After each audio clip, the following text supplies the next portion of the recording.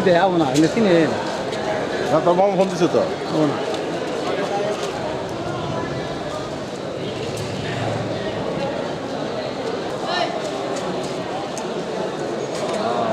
করে দিন আমরা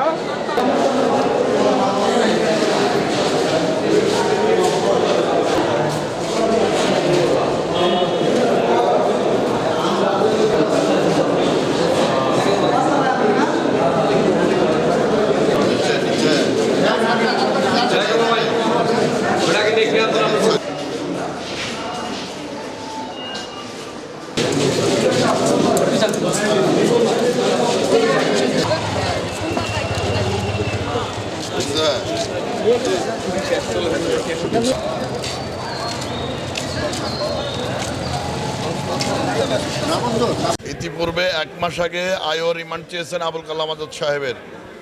জিজ্ঞাসাবাদের জন্য, কিন্তু আজকে শুনানি হইল কারণ উনি ঢাকাতে অন্য মামলায় কারাগারে ছিলেন এবং অসুস্থ ছিলেন। আজকে শুনানি হইল, শুনানি অন্তে চূড়ান্ত শুনানি অন্তে 2 দিন 3 দিন করে মোট 6 দিনের রিমান্ড মঞ্জুর করেছেন। রিমান্ড মঞ্জুর করেছেন এই জন্য যে তার মিছিল থেকে, ওই সময় মিছিল থেকে তার হুকুমে গুলি করা হয়েছে, যা প্রকাশ্যে টিভি এবং পত্রিকা এসেছে, এবং একজন সন্ত্রাসী যে ফারহান এবং সানু তাদের হাতে অস্ত্র দেখা গেছে, তারা পলাতক আছে, তাদেরকেও গ্রেফতার করা হবে এবং এইভাবেই আইনের আওতায় আনা হবে।